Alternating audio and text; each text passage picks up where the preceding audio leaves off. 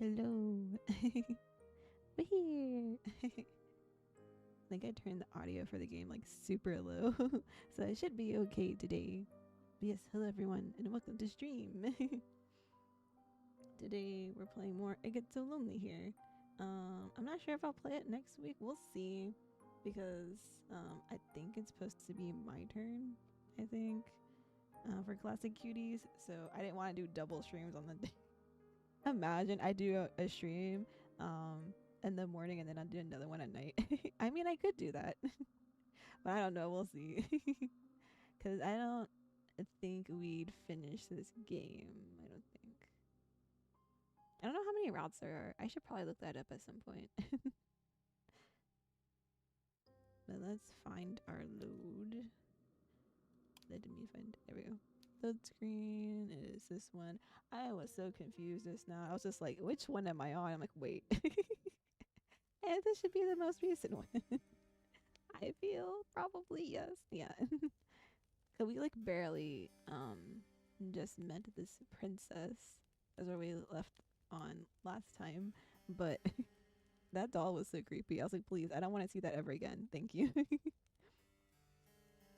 Cause even though I'm a ghost, you know, things can be spooky and scary. And dolls are one of them for me. Dolls and spiders I do not like. Because if something's like creepy looking, I'm like, oh, it's okay. Alright, that's fine. My brain will like twist it and make it super freaky for me though. But I won't be scared of it if I just see it. I have an active imagination, so I'm just like my brain's just like, oh, this not so creepy thing, let's make it terrifying. I'm like, oh, thanks. But if I just see it, I'm just like, oh, okay. But if I think about it later on, I'll remember it as something more creepy and be like, ugh. Let's see. Oh, right. We were supposed, she thought we were her lady's maid, is what happened. But we just kind of, I don't know what we were running from. Apparently, we got isekai'd here, apparently, and we were just running. And yeah. She thought we were the lady's maid, but like, I mean, I could totally be the lady's maid. Totally. I don't know what I'm doing, but I can do it. And also, I don't know if you can hear it, but my throat is like super dry today. So I tried drinking some warm tea with honey in it, which helped initially, but then it did not after that. And then I tried warm water, and that didn't really help all that much either. So I probably won't be changing my voice like I've been doing for these, or attempting to. I'm gonna be my normal voice. I'm not trying to kill my vocal cords. As I do that noise. Okay. My last lady's maid was older than me, and so was the one before her, and the one before her. Some of the princess's fair mood seems to dissipate as she speaks, her expression turning, by degrees, into something rather more pensive. But I haven't seen any of my old lady's maids in a while, or any of the other servants for that matter. Okay, so they just kind of disappeared. Okay, well, that's concerning. They've all disappeared. Oh, hey, look, I said it. Now that is quite curious. How could a whole household full of servants simply disappear? That I don't know. This castle was full of servants once. My lady's maids, and my undermaids, and my squirrely maids, and my housekeeper, and my cooks, and a large region of retainers.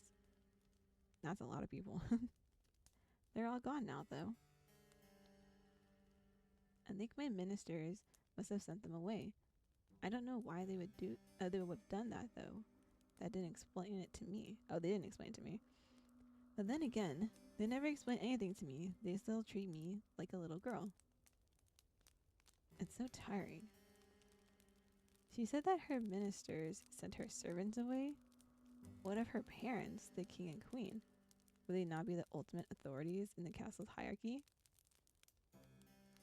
They would, yes, if they were still alive, but they're not. They died a long time ago. I was raised for most of my life by my servants. Okay.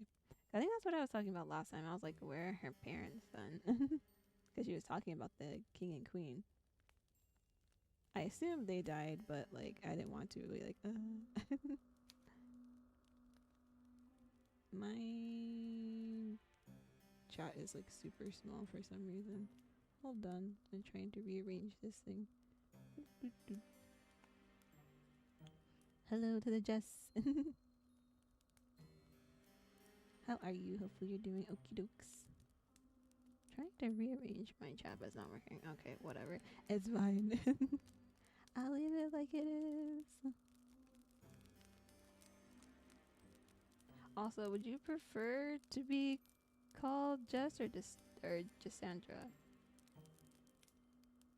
I forgot I should have asked that before. Leave it like that. There. Because I have my chat on my smaller screen, and I'm just like, how do I move this thing?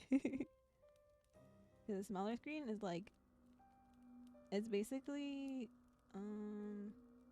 I guess it's about tablet size, but it's not a tablet, it's just a little screen. I'll take a picture of mine set up because now that I have everything set up, it's okie dokes. I'm doing okie dokes. Hope you're too. Glad you're doing well. I am doing okay, aside from my voice being super dead today. That's why I was like, I'm not gonna like change my voice too much today because my voice is dead. I was going to be like, oh, I'm gonna cancel the stream because I'm basically reading for like an hour. My voice is gonna be dead.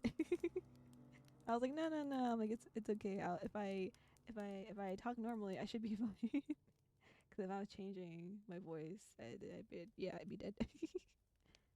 Yeah, friends coming, just okie dokie. Because of the name change, I was just like, I should have asked. Yeah. Yeah, a lot of my friends have been calling me, my or boo boo, apparently. I was like, okay. Because, like, in my family, I think there's like 2 other Mai's. Cause I have an older aunt whose name is Mai, and I think a cousin, I believe. And since I'm the youngest of them, a lot of times they just call me Little Mai or Little Mai. So I was like, yeah, it works out. So it's all good. Forgot I need to click back on my game. I was like, let me. I was trying to like spacebar, but spacebar into the chat. I was like, oh, Boo Boo's so cute. Aw, I know, right? Because I remember they were just like, what is like, because they like to give me nicknames. So I was like, okay. I was like, ooh.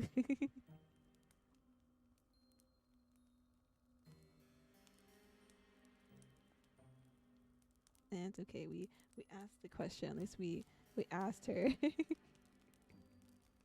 We're just sitting here like, oh yeah, what about the king and queen? Oh, they did. Oh, oop.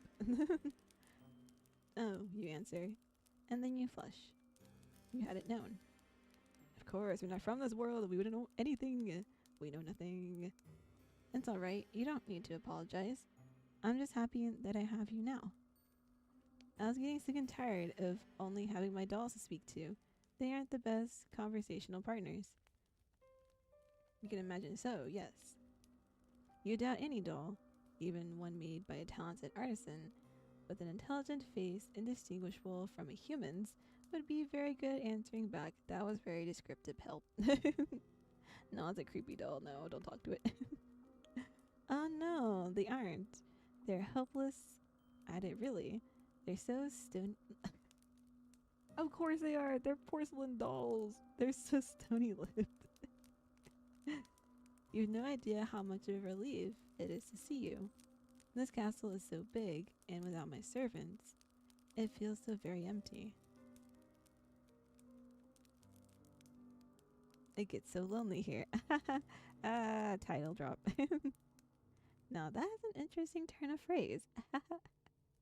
I love the narrator. The narrator here is great. It catches inside your head like a burr. Have you heard it before?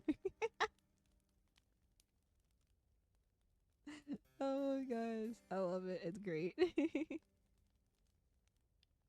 You don't have much time to ponder this, however, because the princess is speaking anew, in that curiously conversational manner of hers, which does not seem particularly princessy. Who cares about that? Maybe she learned how to speak from her servants. That would explain why her consonants are so unrefined. Oh, but listen to me, yammering on. Yammer, it's okay. It's a bad habit. I really must put a stop to it. The self-awareness, right?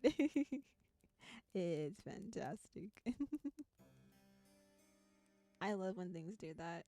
When I'm like aware of what's happening and I'm like, yes. It's even funnier when characters are like talking to you and it's like, oh, hi.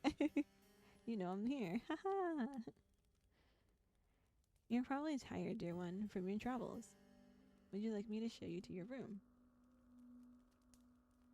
Yes, the princess announces, before you can say anything in reply. I think I'll do just that. Oh no. She's so used to talking to the dolls. I might show you a bit around the castle first, though. It's like a maze in here, and I wouldn't want you getting lost. You'll be staying here for quite some time, after all. I don't remember. Did we agree to be the ladies' maid? Cause ah. The princess then hastens to take you on a tour of her home. Not the creepy doors. Fortunately, she does not show all of the rooms in her abode. Okay, I was about to say, because I'm like, isn't this a castle? Because that'll take a long time. And neither does she offer overly long descriptions as to what the few rooms she does show you are used for. She does, however, pause by the kitchens, whereat she offers you some victuals. Once the growling in your belly has been satisfied, the princess then resumes her journey. Now I think about it, does that mean she cooks for herself then? Because there's no one here. She leads you down a dark, twisting hallway and up a series of equally dark. I don't know why I disconnected, but it should be okay now.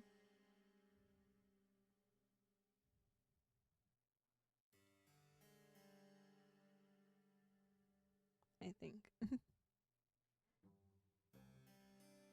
I wonder why it disconnects, because it started doing that last time and I was like,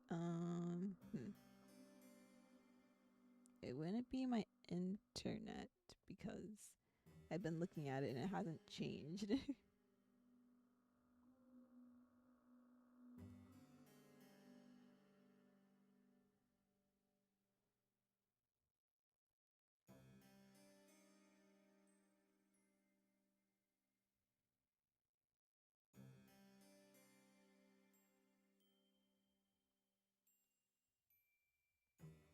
Was it my then? Yeah, it's mine. It was like disconnected. I was like, ah, frick. That's okay. It's okay now. Hopefully, it doesn't do multiple disconnects. Because that happened last week, and I was like, no. Because I thought it would be my internet because um, I have a Wi-Fi adapter instead of the cord for right now because my router is like on the other side of the room, and I would have to feed the cord on the ceiling, and I really don't want to do that.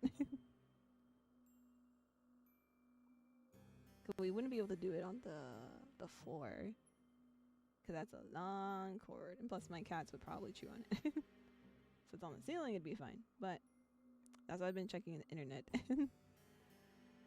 But it just seems to be my connection to YouTube for some reason. And it's weird. But at least it only disconnected once so far, so we can hope. Oh, streaming pains. Yeah, streaming pains. Streaming pains. I also did update my graphics um before stream, so that might also be messing with it. So, oop. I did restart my computer just to make sure it's okay, but it's okay. It'll be fine. I'll just, if it disconnects, I'll just wait a bit for it to reconnect. This chamber is not half as opulent as the grand bedroom in which the princess resides, with its resplendent four posters and its richly patterned wallpaper. And I need to press back on this thing. Oops. There we go. Press back on the game. This room's ceiling is not as high, and the singular bed, shoved against the wall, is thin and narrow. The walls are unassuming beige, and the floor beneath your soles is of warped wood. There is a malodorous scent, too, which hangs in the air, one of disuse and general decay. You get the feeling that nobody has slept in this room for quite some time. That might explain why it feels so very cold in here. I don't know. Though, if the princess's tour of her castle has taught you anything, it is that it is cold in every room in her abode. I was about to say, I was like, I feel it would still be warm-ish if she kept the whole place warm. But everything's cold. Is she a vampire? I swear. Now, here we are, the final stop of our tour. This will be your room, dear one. I hope it's to your liking. The princess, despite her exalted status, looks somewhat uneasy as she observes you, her eyes upturned like those of a loyal dog's. Is she concerned about your reaction to this room? Perhaps she is afraid that you will turn your nose up at her kindness. I would never. For a princess, she is awfully eager to please. This unexpected contrast between the princess's lofty title and her angry attitude makes you smile.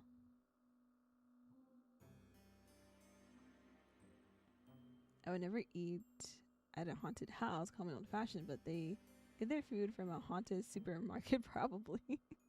I mean, it might also be really old food or so I've been playing this spoopy ultimate game that's new. It came out like a week or something ago. Called 9 Rip, and it was talking about if you eat food in hell, then you won't ever be able to go back to the human world. And I was like, I was like, oh no. Because like the main character's like, oh yeah, I'll take a drink. And I'm like, maybe no. Maybe no. But okay. We're fine. Everything's fine.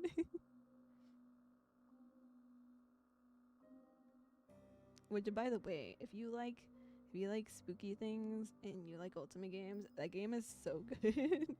I'm only on like I think my third route of one of the guys, and it's so good. I'm like, yeah, it's like perfect for this month too. It creeps me out. I'm like, I've played like spooky ultimate games before, but this one like makes my skin crawl. I mean, obviously, it has like its romance and everything, but some things are like super creepy. I was like, ugh. Not the forbidden treats, right? I was like, oh no. Please, I don't want to be stuck here. Let me out. This unexpected contrast between the princess's lofty title and her ingratiating attitude makes you smile. The room is rather scanty, yes. Scanty.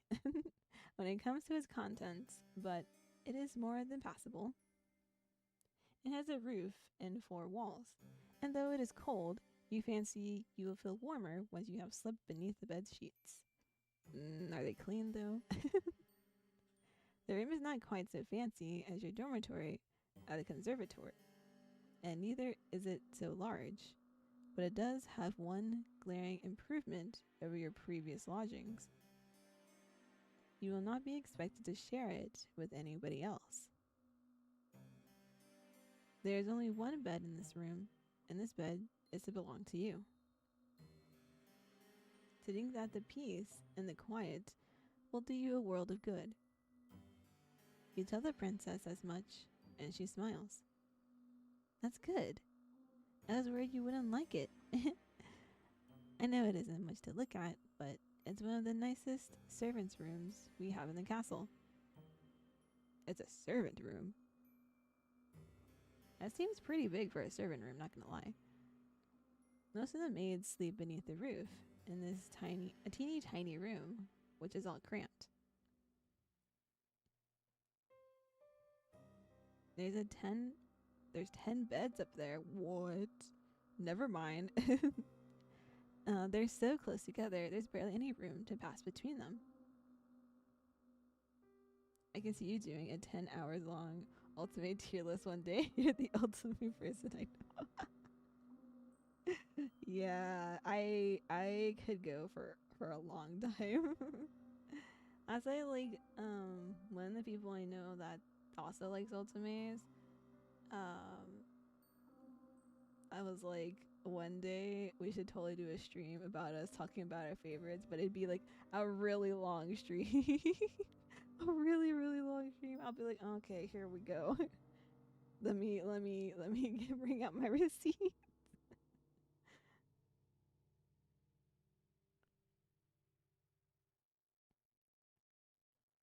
Because like I didn't play a lot of Ultimate games. I played them on and off, like growing up. And then it was a rainy day and I couldn't go outdoors, so I was doing a bit of exploring. If the housekeeper had known I'd been skulking around, skulking, skulking around, I don't think she would have been best pleased. Well, in any case, nobody sleeps up there anymore. The scullery maids are all gone now.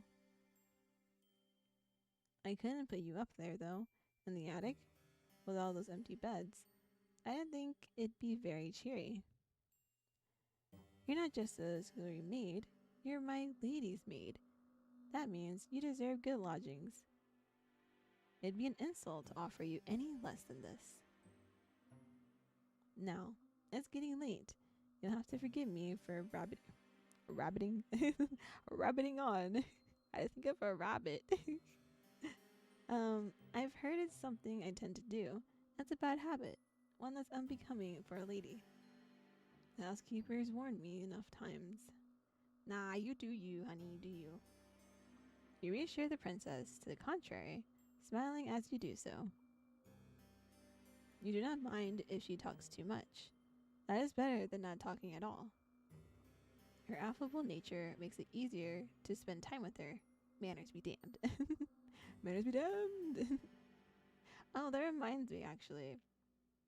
When I was doing a tier list with the classic cuties, I think a majority of the characters I added were ultimate characters, actually.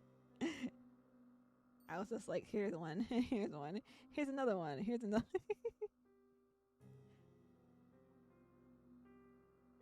I was like, I just remembered that. When I glanced over at the comment, I was like, oh yeah.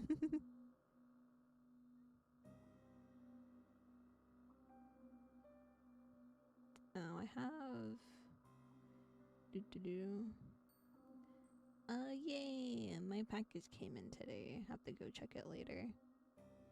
Cause this apartment has like a package concierge thing, so there's like little lockers where they can put our deliveries in rather than trying to go find our apartment, which is easy for them, sucks for me. But luckily my apartment is like, if I take the elevator to the side, the lockers are like right next to me, so I'm like, haha, just go out the door and boop, there they are. So I'll just I'll try to see if I can get it after stream because if they put it on a high locker, I can't reach that. Like, I'm like, this is not short people friendly. Look here.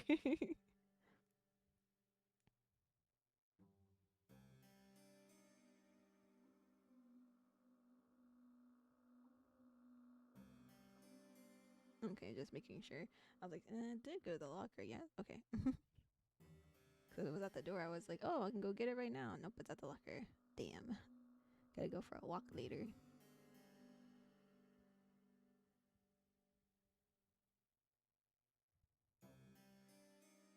You were always scolded too, back in the conservatory, for your behavior. What behavior? You know full well how aggravating it can be to be upbraided, not for any particular misdemeanor, but for being yourself. Aww.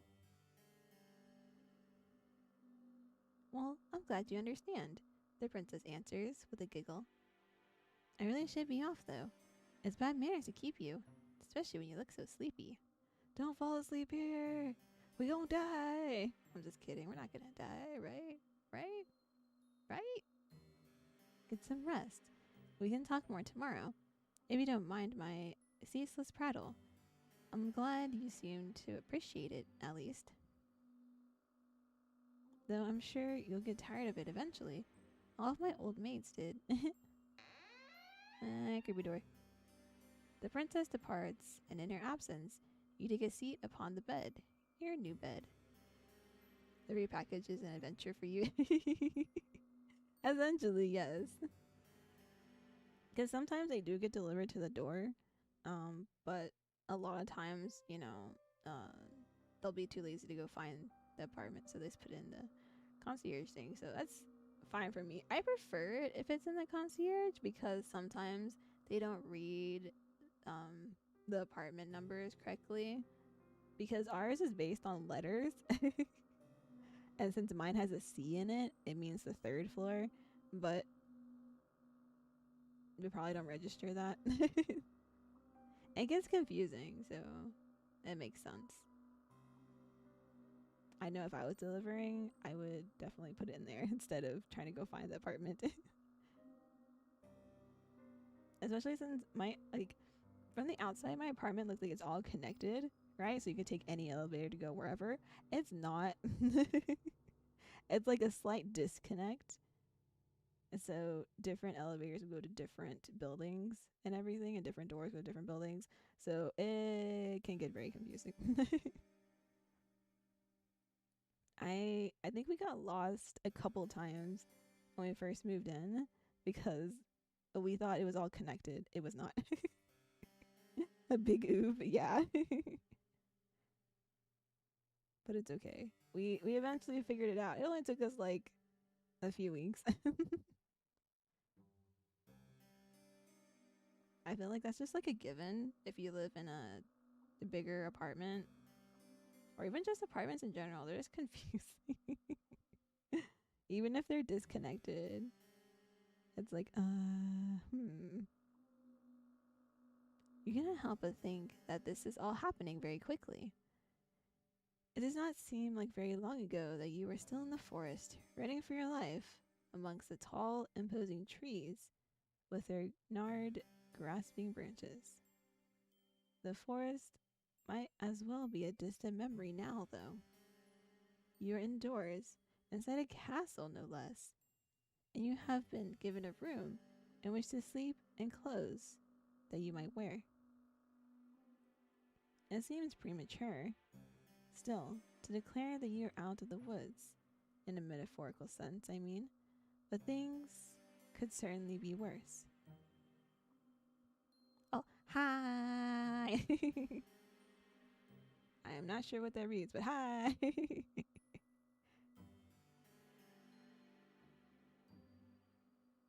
Hopefully you're doing okie dokies.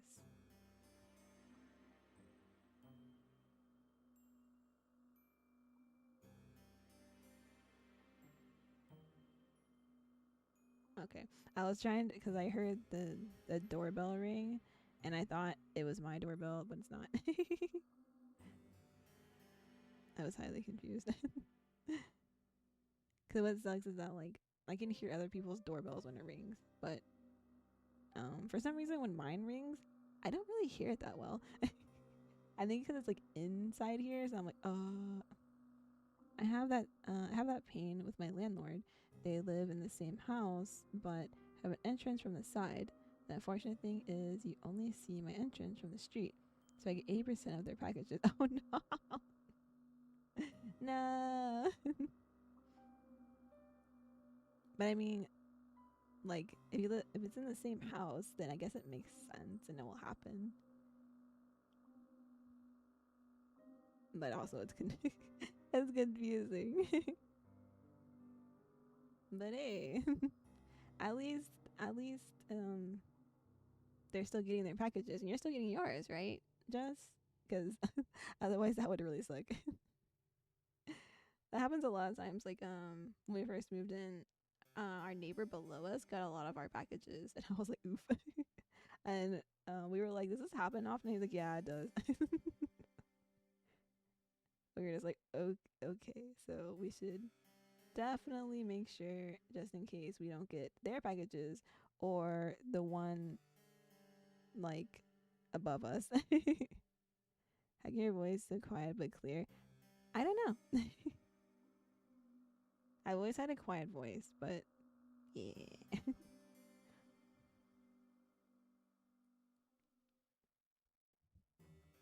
Which is why, cause like even if I try to talk louder, my voice is still quiet. Which is, I think, is very interesting because I think I'm the only one in my family who has a quiet voice like this. Everyone else in my family is pretty loud. And I was like, oh, why just me? It happened before that my neighbors got mine before, and they left to open the packages first without checking if it's. Oh my god, no, just no. I hate when that happens. Yeah, that happens quite a lot. Like Way will do that when we get packages too, and I'm just like, oi.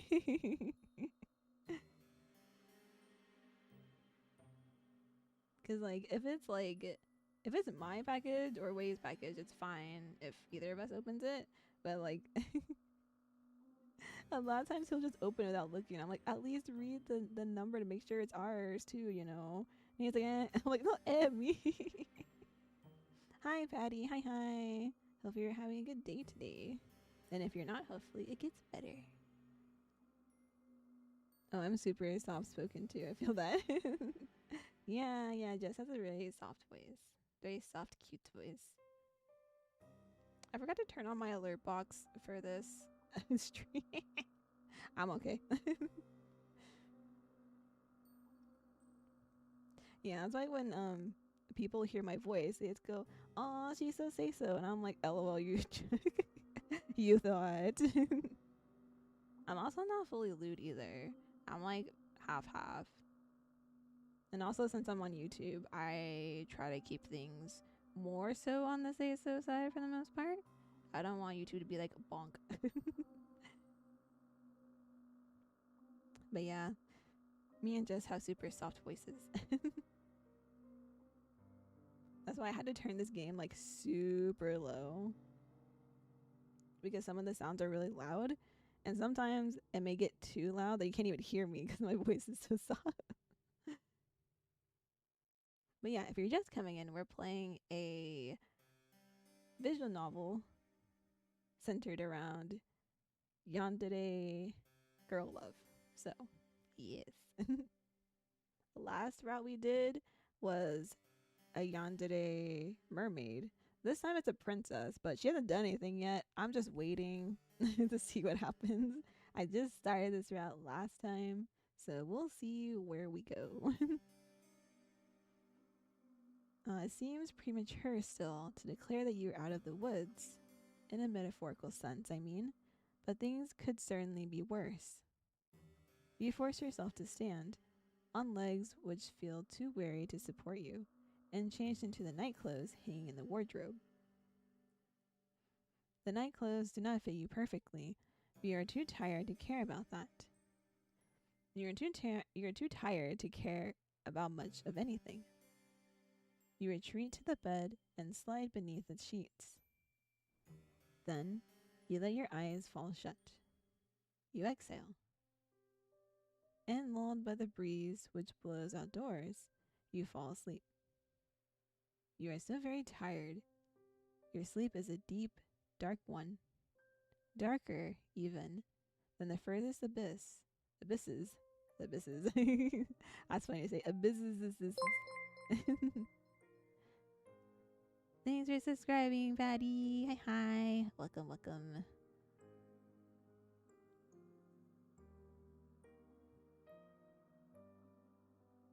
I forgot I need to also change the text for that. Because at the time, I didn't have a fan name. But now we do. All my subscribers are called Boolings. But it's a combination of Boo and Darlings because I couldn't figure out which one I wanted. So I was like, hey, why not combine the two? I was like, why not? But yes, welcome. Hopefully you enjoy your stay. I can say this word forever. Abysses. So maybe this is like the nighttime sky, however, which shimmers with stars. Your sleep is not devoid of those prismatic fragments you humans call dreams. Though in this case, I rather think your nocturnal imagings are worth rather more than that. They are not dreams, are they, to which your slumbering mind is subjected? You know that they are not. Otherwise, your body would not be so very cold, not so clammy. I don't know how I feel about this.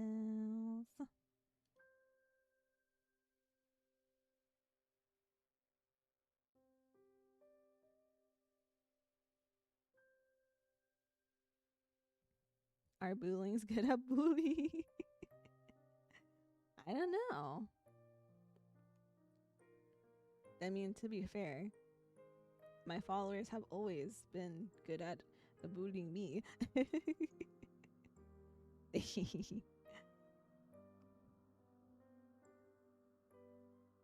even before the rebrand. Such bullies. I feel like it's just a normal thing for streamers.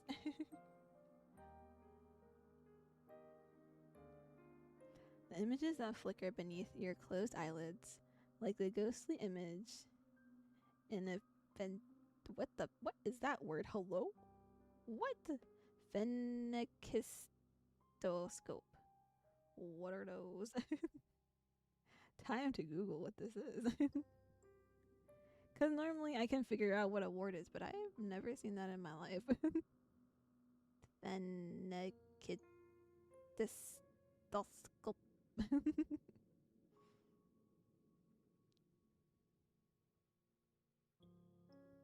So this is the first widespread animation device that created a fluid illusion of motion. What?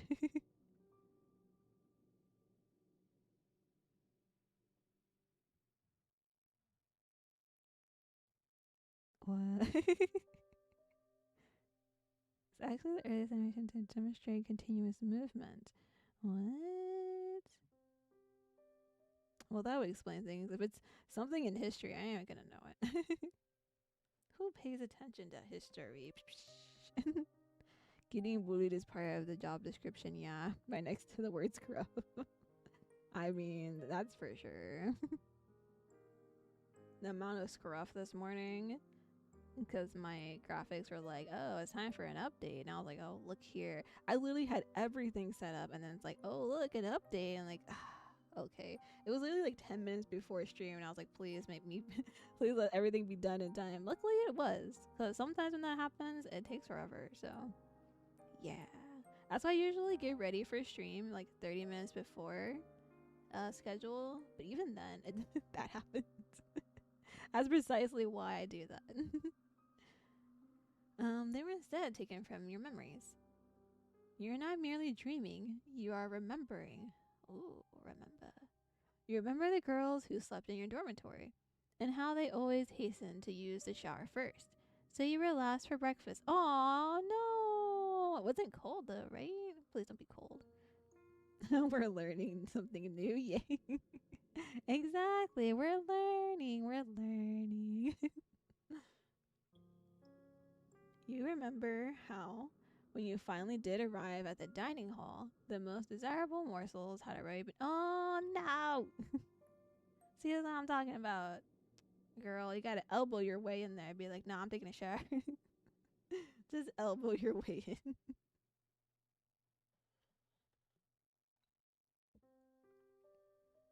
You struggled, too, to find a seat.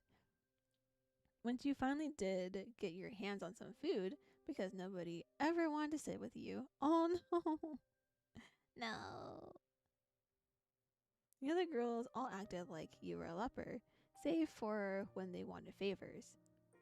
They never asked for these favors, mind, for why would they? What? To them, your father's prestige did not matter. What? They were all wealthy ladies, too. Many of them wealthier than you. Oh, it's this kind of scenario. Okay. I see, I see. So, the main character is part of the wealthy class, but is not wealthier than the other ones. Okay, that makes sense. Okay. I wonder if she's like, no. I was gonna say if it was like the separation between old money and new money, but I was like, nah, it can't be it either. When everybody has the airs and graces of a princess, how is anybody supposed to stand out?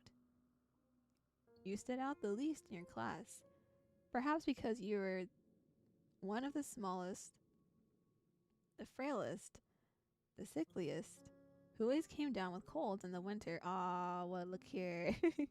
Why is it adding me personally? I am Shmol and I do get sick easily. I've gotten better lately though. So I don't get as sick. And plus I usually wear a mask whenever I go to like crowded areas. So yeah. Only a little wealthy. Right? Imagine only a little wealthy. I'm like imagine being wealthy. Your poor health did not stop the other girls from treating you as a servant though. When they remembered that you existed, of course. It was your lot in life, as you dwelt within the stone walls of the conservatory, to carry school bags across the field like a pack mule. Why is she even doing it? I'm so confused. Like whenever I like see anything like this in media at all, whether it's like a game, a TV show, a movie, I'm just like fight. I'm just here like fight back. Fight back. Let me fight for you. I will fight for you. My water dispenser just yelled at me. It went brrr. My God. Then come the evenings. The girls in your dormitory had you sewing on missing buttons and ironing out okay. Fight them. I'm gonna be the little devil on her shoulder to say, fight them.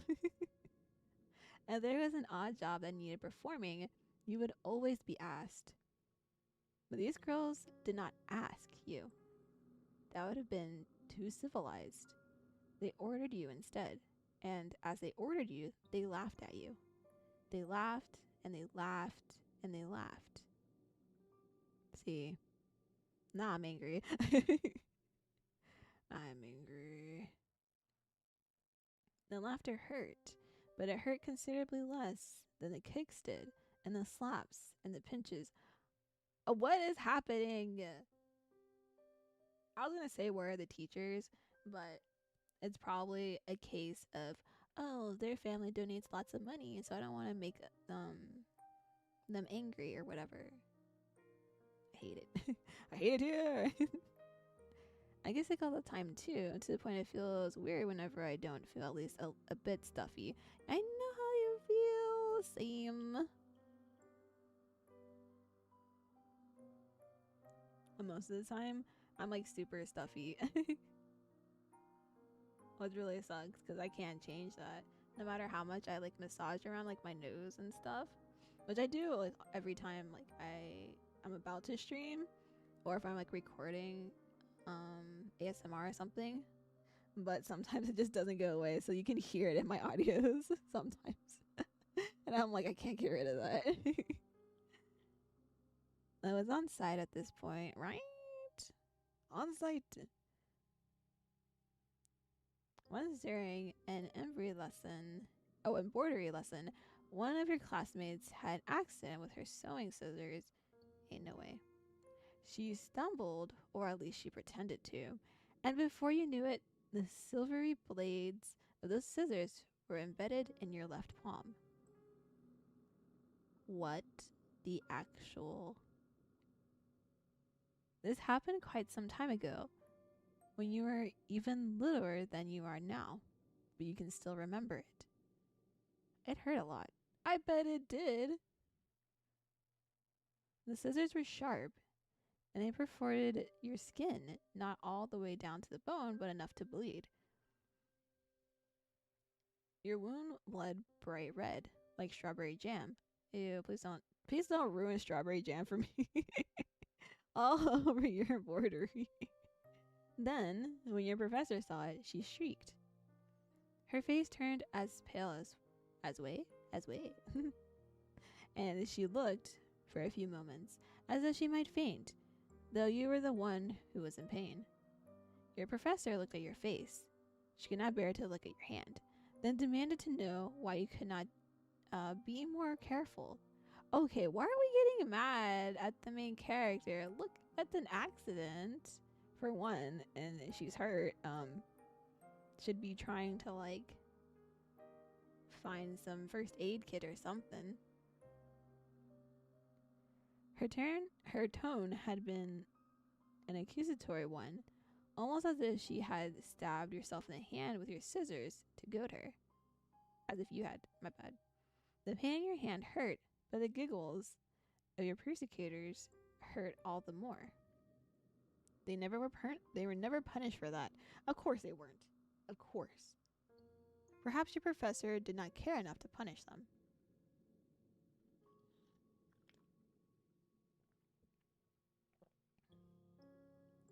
Perhaps she, like everybody else, thought it was all your fault. Even if it was her fault, she is hurt, you know? What the heck? The wound, when all was said and done, was not too deep. You did not even need any stitches. It healed well enough in time, on its own, though it still left a scar, a white raised thing like a crescent moon. You still have that scar. You do not know. You do not know how much blood you lost. It seemed like a lot back in the classroom. You could smell it in the air, sharp as iron. But it could not have been that much. It probably was a lot, TBH. If scissors cut into your hand, I feel like that would be a lot of blood, honestly. If your wound had been more serious, perhaps your professor might have cared. What? Perhaps your classmates, too, would have felt some modicum of guilt over what they did. But this seems very unlikely. Didn't know the main character went to gaslit school. I know, right? What the heck? Because, like, it kind of brushes on it lightly. It hasn't gotten into it yet at all. But somehow the main character got isekai'd into this world, apparently. And I don't know what she's running from, but she was running in the forest. And then you pick a choice to, like, go somewhere. And then she goes wherever, you know. Last time we went to the beach and a mermaid drowned us because he's like, I can keep you forever. And I was like, oh no. And then I started the game again and we went to the princess route. So they haven't really touched on it. This is the first time they've actually touched on the school. Because before they didn't really talk about it. So I was like, are we going to get there? And here we are. You know that your blood meant nothing to your classmates. Why should it? If you meant next to nothing, then the blood in your veins was, if such a thing is possible, even more inconsequential. You feel disoriented when you awake, at long last, with the rising of the sun. The sun!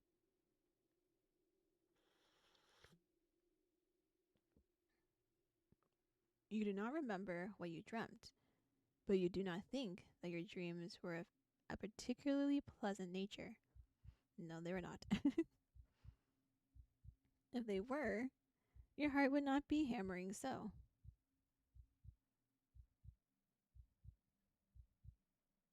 Ill at ease, you glance around.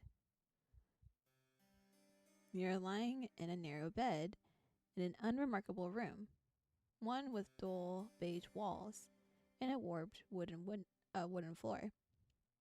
Where exactly are you? It does not look like your dormitory in the conservatory, not unless it has shrunk threefold overnight. Your brow furrows as you attempt to recall the events of the night prior until, with a gasp, it all clicks into place. You remember now. You are running through the woods, trying to escape from. You shudder. You do not want to think of what it was you were trying to escape. See, we still don't know. We still don't know. Like, you presume that you must have given your hunter the slip, though, because you are still in one piece, awake and alert enough to face. And I did that real fast. Oop, my bad. Luckily, I can go back. That's so great about this game. If I press it too fast, I just whoop, go back. Awake and alert enough to face the dawning of a new morning. You still have all your limbs and all your facial features appear to be in the correct configuration. Okay. I don't need my face to be rearranged. Thank you. That's more than enough to be getting along with. You look to the foot of your bed, then blink, bemused at your discovery. You can see, lying upon the sheets, a garment. Two garments, actually. Of black and white, folded into neat white square. Okay, is the princess doing this? So does she just know how to do everything on her own because she was basically raised by all the servants? Because like, that would make sense, I guess. But what could that be? A maid's outfit? If so, it would not be too surprising. You can now recall your visit with the princess the night prior, and her assertions that you must be her lady's maid. Well, if that is a rule she wants you to assume, you have no qualms with it. Always check if your face is not rearranged in the Oh no. Imagine you're just like, oh, just looking in the mirror. Oh no. That's why I'm like, what do you mean? What do you mean? Imagine you just wake up, let me check if my face has moved a little bit. I can't. Oh no.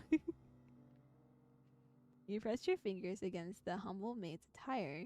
It feels surprisingly soft to the touch, not coarse, like you expected. These clothes are rather fine. Oh, they fine. Did the princess put them there? If so, that is all the more reason to wear them. You are not churlish enough to deny her hospitality. You rise from your new bed, then undress yourself, unbuttoning the front of your plain white nightgown and setting it aside. This task accomplished, you then clad yourself in your new attire, black, white, and eminently sensible. You feel very far away from the girl that you once were. Your face might be the same as always, but something within you seems to have changed. You are no longer a student, not as long as you mean to reside within the princess's castle. You would far rather be her servant. Creepy door. Assured of your newfound identity, you retreat from your chamber and make your way to your mistress's bedroom. Meat attires are always very fine. I know, right? It's like, I wonder if, okay, I hope they show the outfits. I'm like, is it like the short dressed like maid outfit, or like the traditional like long dress, long sleeves, you know? I like both. They both have their own appeal, you know? The castle is a large one with many, many rooms and many, many hallways to connect them. And for a brief while, you find yourself horrendously lost. Look here! I feel like this game is adding me a lot. In the last route, it was talking about being able to swim, and I'm like, look here, I can't swim. And now this one's like getting lost, and I'm like, I get lost very easily. Help. The more frills, the better. Yes, I love frills. They're so pretty. The frills and the lace. Yes. They're so cute. You cannot remember where the princess's bedroom is. Why is this me? Help. You're beginning to feel rather disoriented when, to your relief, your eyes snag upon a stairwell, which looks rather familiar. Could this be the way? You ascend these steps, your footfalls cushioned by the plush carpet which lines them, then find your way down the very same hall you traversed the night prior. If your memory does not fail you, then the princess's bedroom ought to be... Yes, it is here. You rap upon the door, but receive nothing in the way of a response. Is she asleep?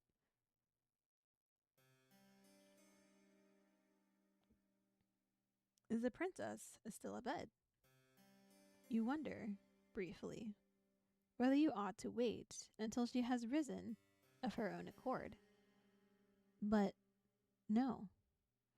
The sun is high in the sky, and it would seem a shame to let the princess sleep through the day. You ought, instead, to rouse her. It seems like the sort of duty a lady's maid should attend to. You enter the princess's bedroom and glance about. Her room looks much the same as you remember it from the night prior, though the ceiling seems even higher when viewed in the wan morning's light. I get lost very easily, but I look confident doing so.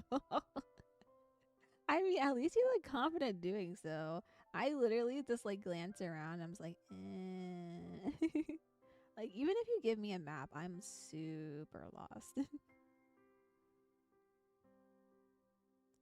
Like, a lot of times, I'll just get lost in a grocery store. Even if it's a grocery store I've been to before, I'm just like, is it this way, or is it this way? Did I come from this side? I think one time, we were in, I think it was Target, question mark, and like I went off to get something, and then I look, and then Way isn't there, and I was like, where'd he go? And I'm just going through the aisles. I'm like, where'd he go? And then I'm just like, wait, where am I? Where am I? I'm always lost. Well, Jill, thanks for subscribing. Welcome, welcome. Hopefully you enjoy your stay. But yeah, I get lost super easily. Don't leave me alone, I'll get lost. Even with the map, I'll get lost.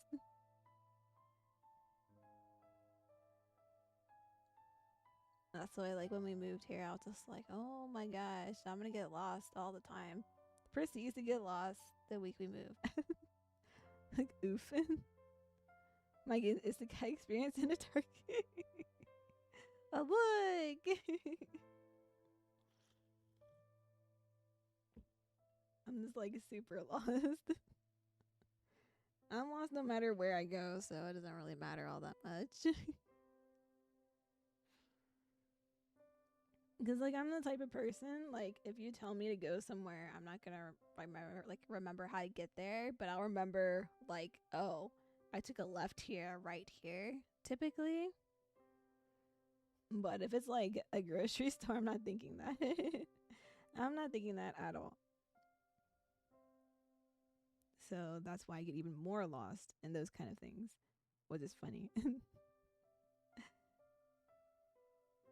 You can see now that there are a few shadows to impede your view.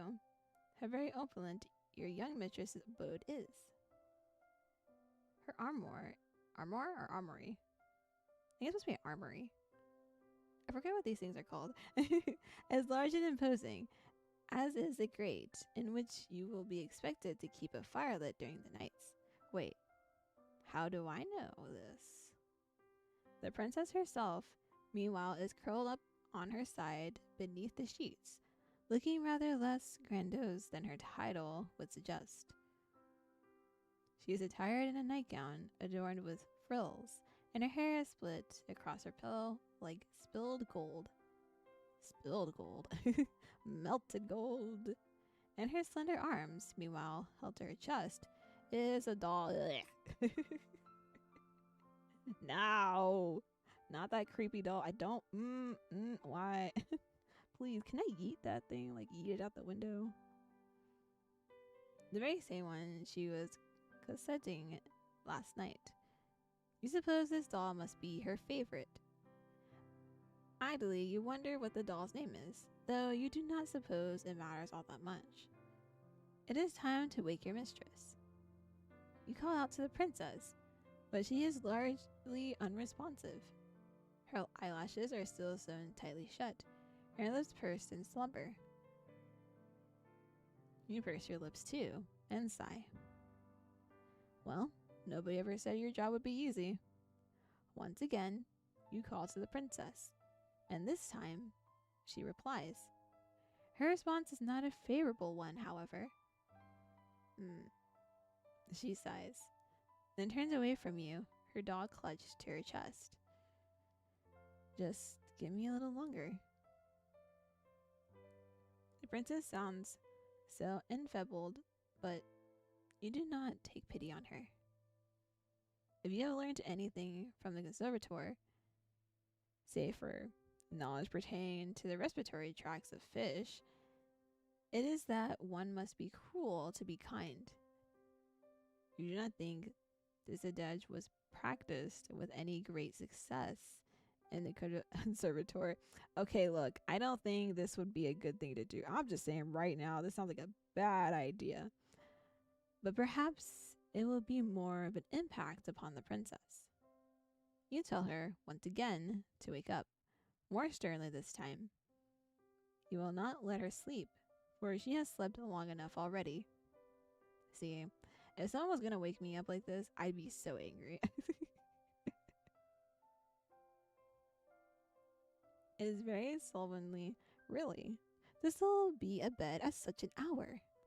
Okay, look, I sleep in until like 11 typically. Oh. Defeated, the princess sighs. All right, I can see that I can't twist you around my little finger. I'm up, I'm up. You don't need to nag me. Once you have roused the princess from her bed, and you have put her doll to one side, you sit upon her toilet. What? You ate the princess in the... Oh, that thing. Okay. I'm like, what? What are we talking about? Brushing of her hair, a chore to which she submits willingly, like a cat might allow its fur to be brushed. You allow yourself to ponder as you run the bristles of the princess's brush through her hair, how wonderfully soft it feels against your skin. But a curious query from the princess, "Are you alright, dear one?" brings you back to your senses. You were rather lost in thought there. Look lively now. You wouldn't want the princess to catch wind of your salacious thoughts, would you? How was that salacious? Look here. I thought you had learned your lesson about that already.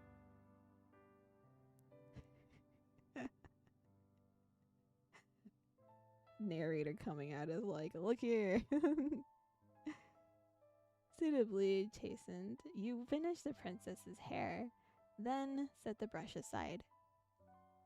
Now the princess's tresses have been taken care of, you must start on her attire. The princess remains seated upon the edge of her bed, looking up at you askance. She does not ask you to avert your eyes, and nor does she make any motion of divesting herself of her nightgown. Really, you've been doing this all by yourself all this time anyway. Look here. I guess. Oh, actually, I wonder how long it's been since the servants have been gone. Has she just been doing it herself then? Until the main character shows up? It really does seem as though she expects you to undertake this task on your own. Is that alright? You ask the princess as much. You would not wish to impinge upon her modesty, but she only laughs. Yes, that's alright. It's what you're supposed to do if you're to be my lady's maid. I'm used to being dressed and undressed. I'm not a bit squeamish about it. She might not be squeamish about it, but you are. You have never seen a naked woman before, excepting yourself. Even then, however, you have always dressed and undressed furtively, not wanting to examine your body for longer than is strictly necessary. You have never much liked the way that you look. Aww. I want to give the main character hugs and head pats. She's had a tough life. You make a few more mumbled objections, but the princess sweeps them to one side easily. That's alright. I might be a princess, but we're both people underneath all of our clothes. I doubt we look much different. You are not sure about that. You have not yet seen the princess unadorned, but you already know, to look at her face, that you are different. She is much, much prettier than you are. But she is waiting, and you do not wish to keep her any longer.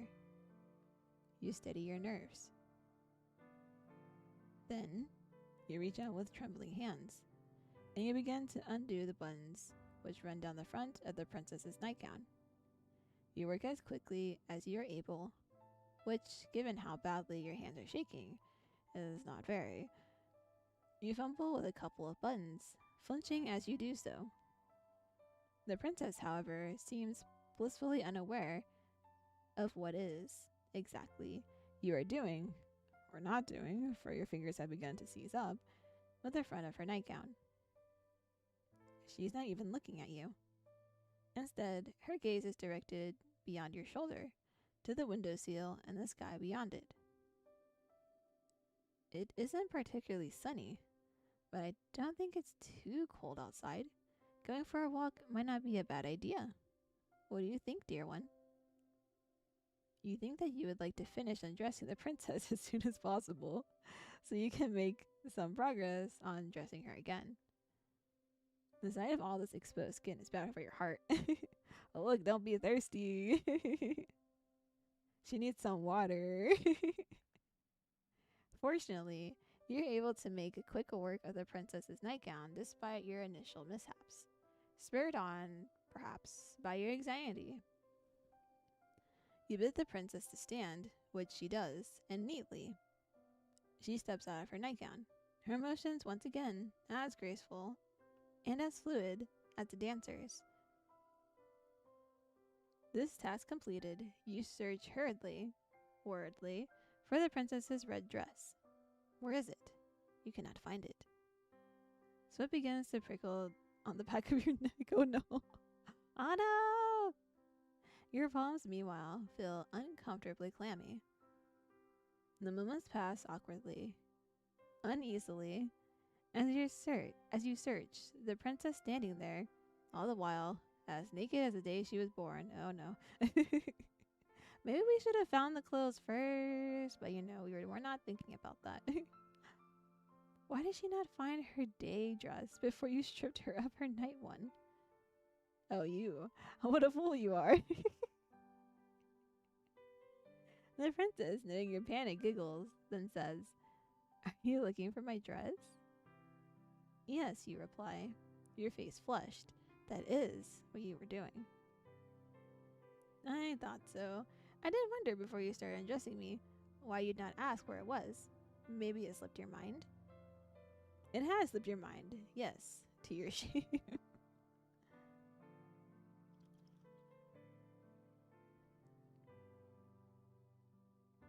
You were too busy trying to fixate upon the princess's bared skin to think about how best to conceal it. My dress is in my armory, the princess says, glancing over to the aforementioned piece of furniture. The armory of hers is an intricately carved wooden structure, large enough, or so you estimate, to fit inside it enough dresses to attire a whole ballroom's worth of princesses. Man, that's pretty big then. I feel like those dresses are like super poofy, you know? I like to wear the red one. It's my favorite. Would you be a dear and fetch it for me? I don't want to rush you, but it is rather cold in here, especially when I'm still naked. She raises a good point. You turn away from the princess and make your way to her armory. Once there, you open its wooden doors and peruse the clothes hanging within. It is just as you expected. Inside that wardrobe lies numerous dresses, all of them finely sewn and decorated with no shortage of ribbons, lace, and iridescent pearls. You find the princess's red dress soon enough, then hurry to her side. With your spoils in hand, you hurry to dress her, concealing once again the princess's pale skin beneath layers upon layers of soft red velvet. She's easier to look at now, you think, with her skin concealed. That might have been the most nerve-wracking task you have ever had to accomplish, even more so than your precarious escape through the foggy forest, which we still don't know about. I want to know right now. Why it seems a small miracle you can still remember how to breathe. Ah, that's much better. Thank you, dear one, for your help. You've not been here for a full day, but I already know what I do. I wonder what I'd do without you. Shyly, you assure the princess that you did nothing, really. Nothing beyond your job. I skipped that. Oops. Time to go back. You did not do anything incredible. And in any case, being complimented by somebody is so pretty, it's embarrassing. Aw, don't be like that. I want to compliment you. Why shouldn't I? You've been so helpful. It'd be rude not to. And anyway, I think you're very pretty too. Aww, let's go. Oh my. Your face flushes from this, more deeply than ever before. You ought to count yourself lucky, really. But with all of this excessive blushing, the princess does not seem to possess any vampiristic tendencies. Is that foreshadowing? I was saying that earlier about the cold, but then she said it was cold earlier, so I was like, I don't know. I don't know. You're making yourself quite the easy target. Now, the princess declares, why don't we go for a walk? nice enough day, and I get so bored of being cooped up inside. You can't think of any particular objections to raise to this remark, and you think that the princess might have a point. The castle, though expansive, is somewhat stifling. The walls are so very thick, they put you in mind of a crypt.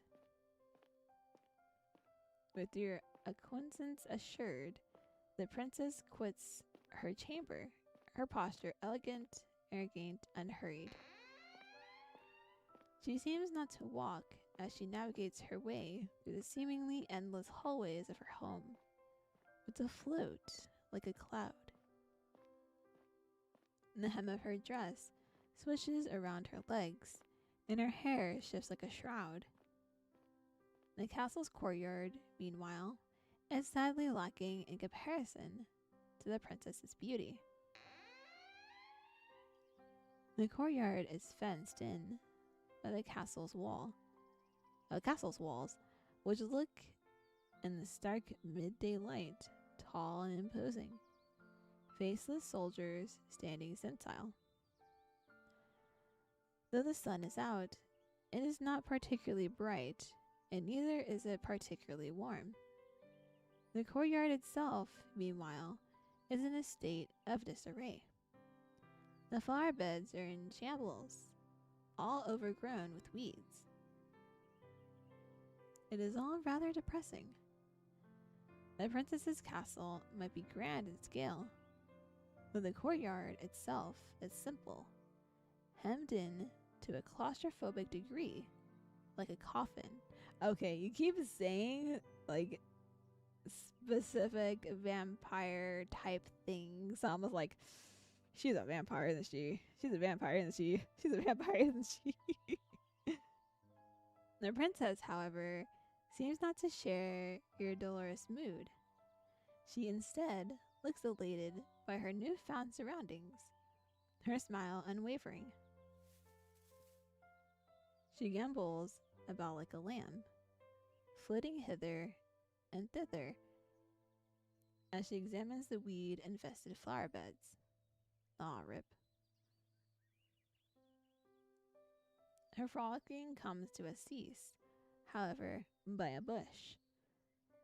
One is full of bright red roses. Oh, how very pretty. Do you not think they are gorgeous, dear one? The flowers are not too disappointing, you suppose. They make for a fine spectacle. In fact, a welcome splash of color, when contrasted with dullness and the drabness which permeates the rest of the courtyard. Though the other flowers in their beds are wilted, withered things, it is not so for these flowers. They are rich, bright red, just like blood. Look, another one. Their heads so full they seem almost to droop beneath the weight of their own engorged petals. They are pretty in a sense, but there is something unsettling about them too, something that is almost obscene. How did those roses become so very red? What has been sustaining? Oh no, please, I don't like it. Could it be possible that these roses have been draining the life from the other flowers which are struggling to grow within this garden? It is a fanciful thought, but... oh, they are simply divine. Looking at these roses always lifts my spirits. They really are my most favorite flowers. I simply must pick them. I'll pick some of them. Perhaps I can use them to decorate my bedchamber. It could use a bit of color. The princess reaches out so as to pluck one of the roses free from its resting place amongst its brethren. You watch her, your breath bated, anxious that this gesture might result in perforated flesh and bright red blood. But the princess is not as clumsy as you fear. Of course she is not. Who did you think she was? You? Damn. Rather than worrying about other people, you would be better served if you worried more about yourself. The princess holds her newly pilfered rose to her nose and inhales, her eyelids falling shut as the flower's sweet scent washes over her. A few moments of silence passes. Then the princess begins to toy with the petals which adorn the flower's crown. Now, let me see. I wonder what fate has in store for me. She loves me. The princess plucks a petal from the flower's overburdened head. She loves me not. The princess continues with this childish incantation, all the while stripping her rose slowly and methodically of its petals. These petals flutter about the princess like bloody snow. The princess's voice, meanwhile, echoes throughout the courtyard, even more melodic than the stains of a pianola. What's a pianola? What's a pianola? Pianola. I wonder if it's like a flower or something. Pianola. It's a piano. Oh, it's a self-playing piano. Ooh, I didn't even know this existed. Interesting. She loves me, she loves me not. She loves me not. The princess's fingers hover over the final petal, which crowns her nearly denuded flower. Then, with a triumph smile, she declares, "She loves me! I knew it." You watch the princess, amused by her girl disconnected again. Now I wait.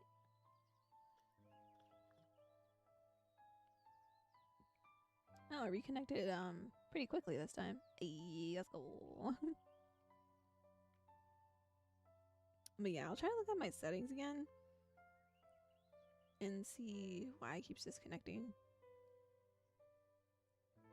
Luckily, it's not disconnecting as much as it did last week. Last week it disconnected like, I think it was like 4 or 5 times. This time not so bad. But we back now. We back.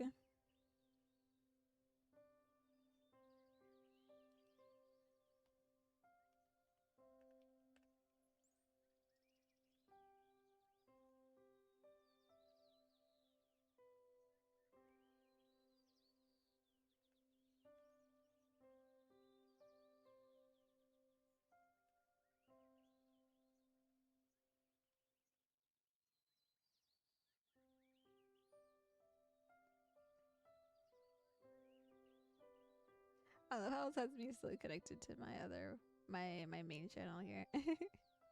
Rather than this one. That's okay. I don't mind it. You might have participated in this game yourself when you were a child yourself, but you never pinned your hopes and dreams on a handsome prince. Your interest in princes have always been minimal. When it comes to fair princesses, though, yeah. Well, that's a different matter altogether, isn't it? Pleasantly, you ask the princess whose love it is she wishes to court, a query which makes the princess giggle. Oh, dear one, who else would I be thinking of? Naturally, I was thinking of you. Gasp! She likes us. Naturally.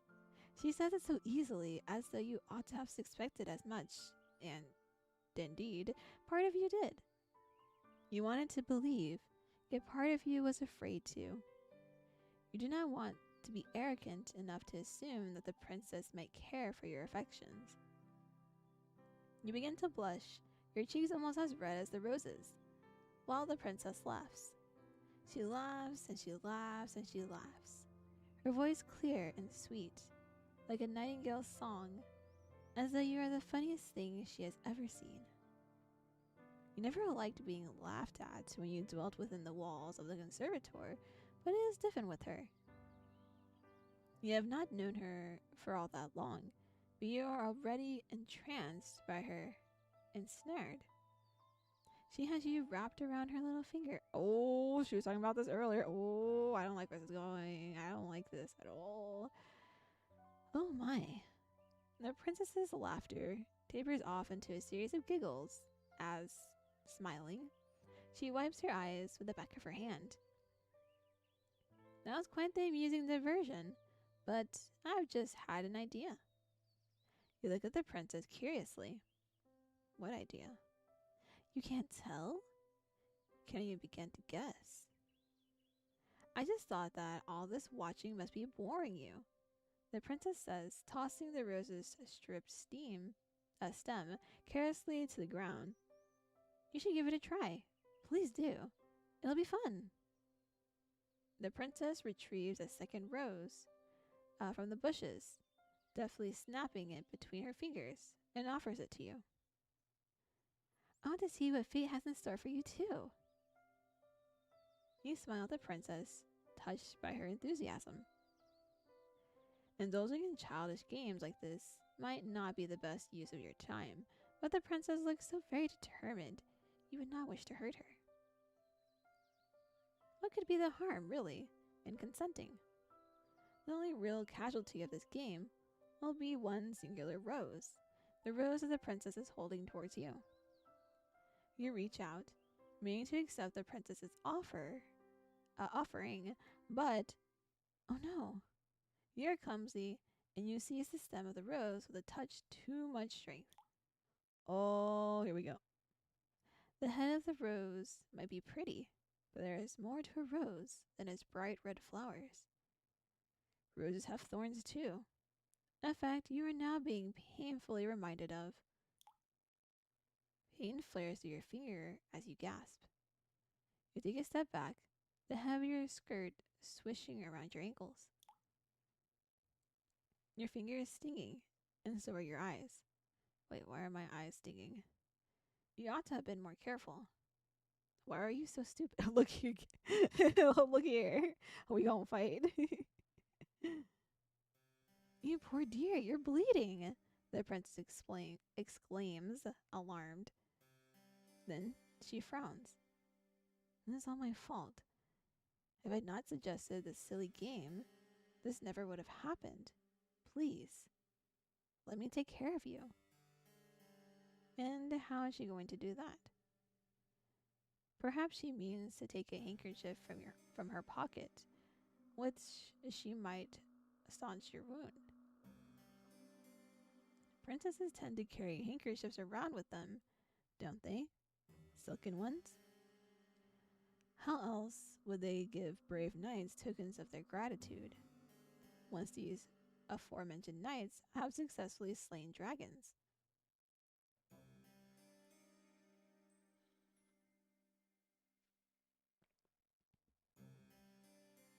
Princesses can hardly dispense kisses as favors. It simply is not done. That is what you always thought, but... Please hold still. This might sting a bit.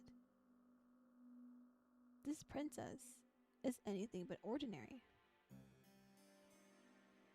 Rather than take a handkerchief out of her pocket, she instead encloses her white, slender fingers around your hand.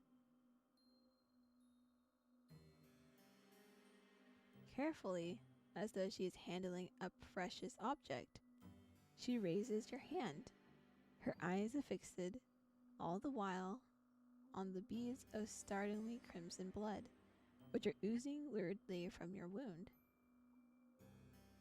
She licks her lower lip. Then she dips her head. Rose red, but your blood is redder. Oh, that's an achievement I just got.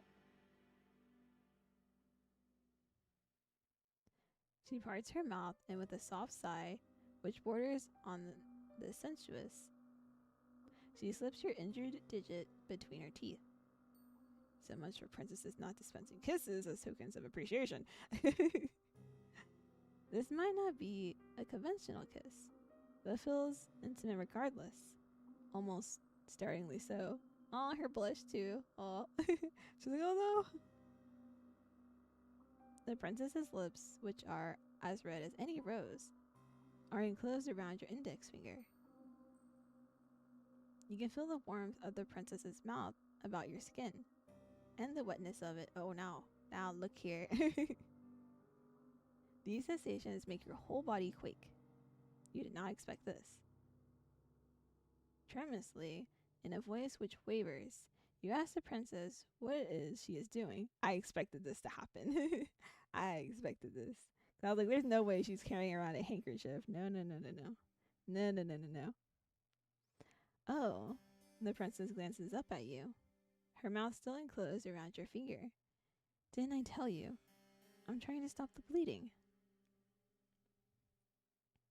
Yes, you gathered as much, but is there a problem? I'm not making you uncomfortable, am I? It is not, you say, that she is making you uncomfortable, per se, but this is rather awkward. You did not expect it.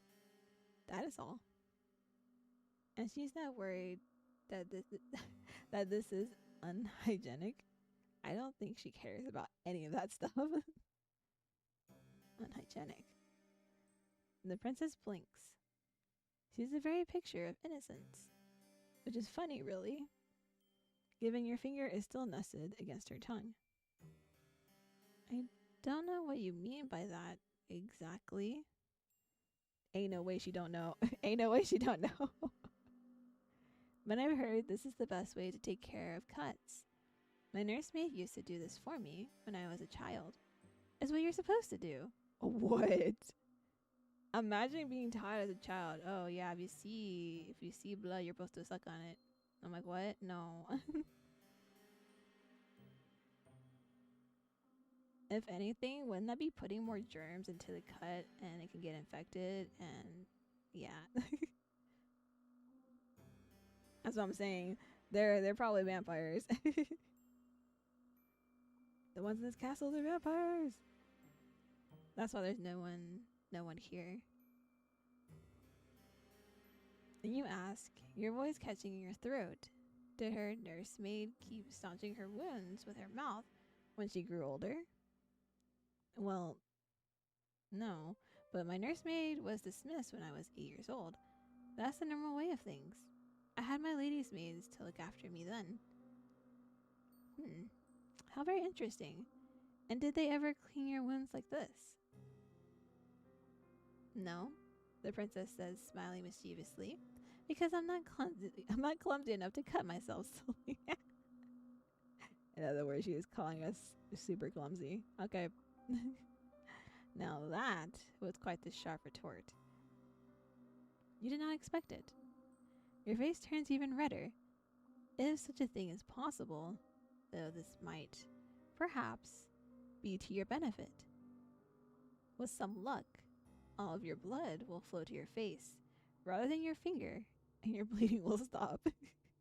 I don't think that's how this works. Has it stopped? Your injury was not a deep one. There should be no need for the princess to keep on suckling. But she still is. You're not accustomed to intimacy of this nature. It is making your heart flutter. If the princess knew what her mouth was doing to you, you are sure she would not be so familiar. You feel quietly, crushingly confident that she would scorn you for your feelings and deem them unnatural. No, I don't think she would, considering how she's been, and she was literally plucking the flowers and saying she loves me not, in reference to the main character. So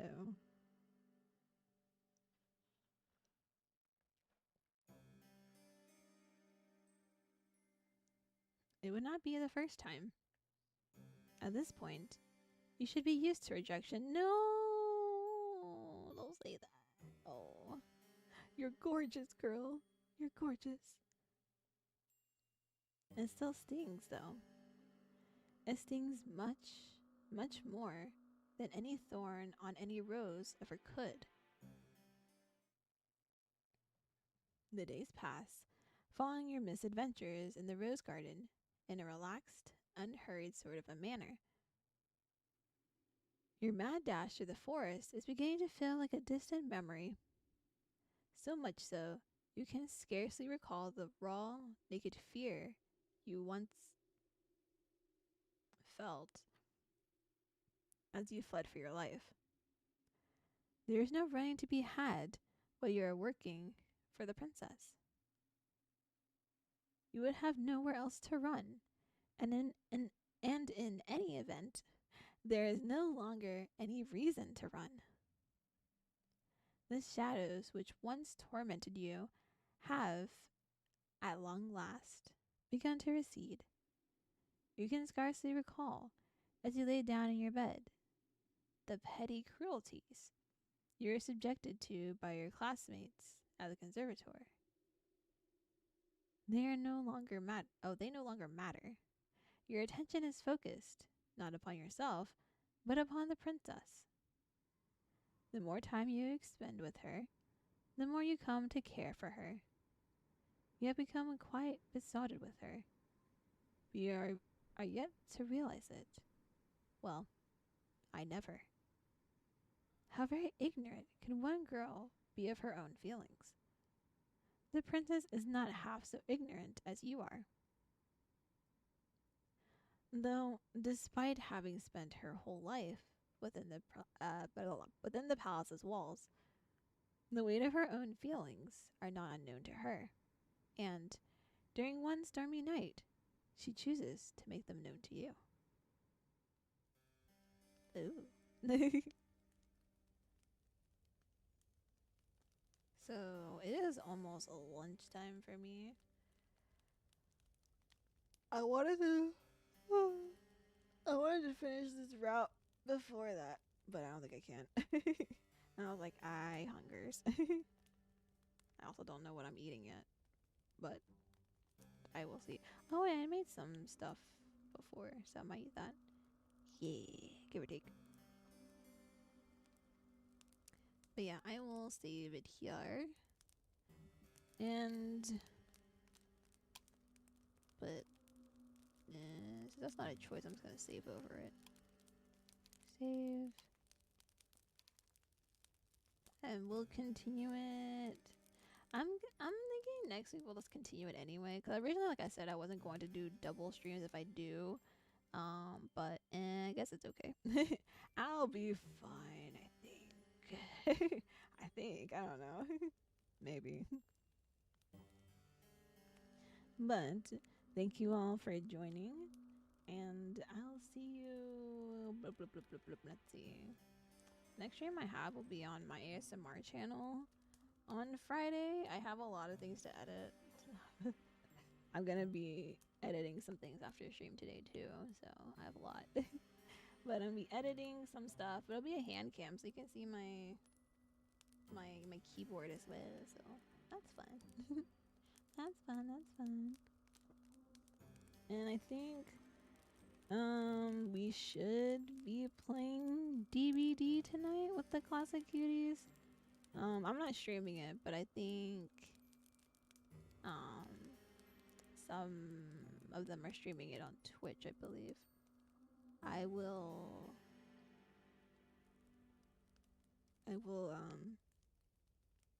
quote retweet those, or just retweet them so you can see them and be like, oh, where's the Maya's over here. Maya's over there. But yeah, I think we're playing DBD tonight. I'm not sure, but I'll let you all know. But yes, thank you all for joining. Hopefully you have a good day, night, or whatever time zone it is for you, and we'll see you then. Bye bye.